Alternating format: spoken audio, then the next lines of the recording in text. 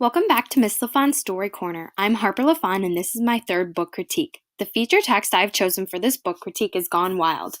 Gone Wild by David McWilliams is a book about different endangered animal species. This is a very unique book because it is both an informational book and a picture book. Each page is dedicated to a letter of the alphabet and an endangered animal that begins with that particular letter. For each animal, class, habitat, range, threats, and status are listed. So the first lesson I have created is a third grade math lesson, and it is aligned with the Common Core state standards. So this lesson is really meant to help students get comfortable using bar graphs. So what students are going to do is they're going to research the populations of 3 to 5 animals and then create bar graphs detailing these populations and comparing them. And students will explain their graphs to their partners and be sure to use academic language and really practice using that to demonstrate their knowledge of bar graphs. So here is an example of a bar graph that I have created. It compares the Chinese alligator, black rhinoceros, and Grevy zebra populations.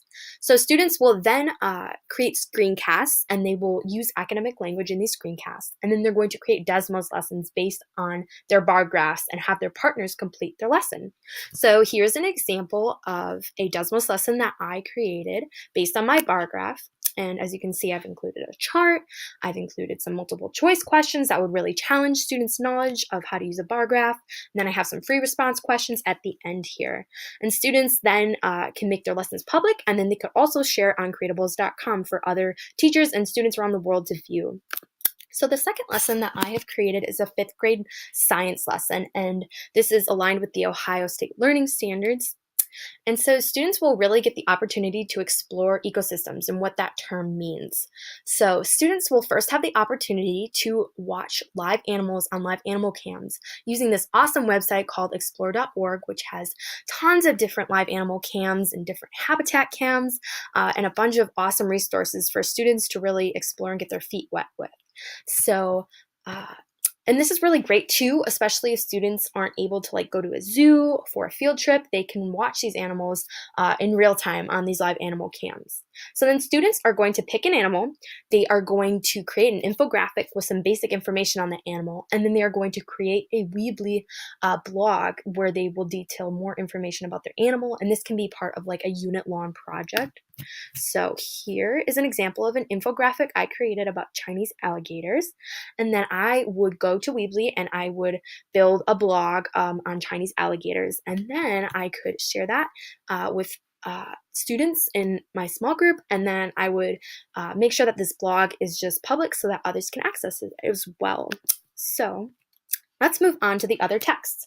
A Chair for My Mother by Vera B. Williams is a story about family and starting over. When a single mother and her daughter suffer from a devastating house fire and lose all their possessions, they begin to rebuild their lives with the help of their family and friends. The mother and her daughter work hard to save up for a new, comfy chair to relax in. After they fill a huge jar with change, they set out to buy a new chair for their new home. This chair signifies everything the mother and daughter have overcome in the past year and the beginning of the rest of their lives. In the Garden of Abdul Ghazazi by Chris Van Allsburg, a young boy named Alan is in charge of watching a mischievous dog named Fritz. When Fritz goes missing in the garden of a retired magician named Abdul Ghazazi, Alan feverishly looks for the dog until he stumbles upon the magician himself. The magician, who despises dogs, reveals that he has turned Fritz into a bird. But will Alan be able to convince the magician to turn Fritz back into a dog? The Hello Goodbye Window, written by Norton Juster and illustrated by Chris Rashka, is a story about a young girl and her loving grandparents. In the grandparents' house, there is a window known as the Hello Goodbye Window. This window is special because it is the source of many hellos, goodbyes, and surprises. Through this window, the girl and her grandparents can look out and see the garden in the morning or the stars at night. This story is very pure in that it captures the essence of the simple joys in life and the magic of childhood. In Henry's Freedom Box, author Ellen Levine and illustrator Kadir Nelson tell the story of loss, courage, and freedom. This book details the true story of Henry Box Brown, a slave who escaped to freedom. In the book, Henry suffers the loss of his mother and the eventual loss of his own wife and kids. After some time, Henry decides that it is time for him to take a risk to gain his freedom. With the help of a few brave people, Henry actually mails himself to the North. There he is free from the bonds of slavery and gains a freedom he never thought he would possess. Ludwig Bellemans tells the story of a unique little girl in his book Madeline. Madeline lives in France with Miss Clavel and 11 other little girls. Together they all enjoy all sorts of adventures like playing in the snow, going to the zoo, and visiting all sorts of different places in Paris. While Madeline may may be the smallest of the 12 girls, she has the biggest personality. She's not afraid of anything, that is, until her appendix bursts. Even still, Madeline manages to muster up her courage and show the other little girls that it's okay to be different. So You Want to Be President, written by Judith St. George and illustrated by David Small, is a book detailing the various life circumstances, characteristics, and accomplishments of presidents, ranging from George Washington to George Bush. The author and the illustrator paint a picture of what it takes to be president through facts, witty anecdotes, and expressive illustrations. In reading the story, one comes to the realization that no two presidents are exactly alike, and that it takes all types to make the world go round.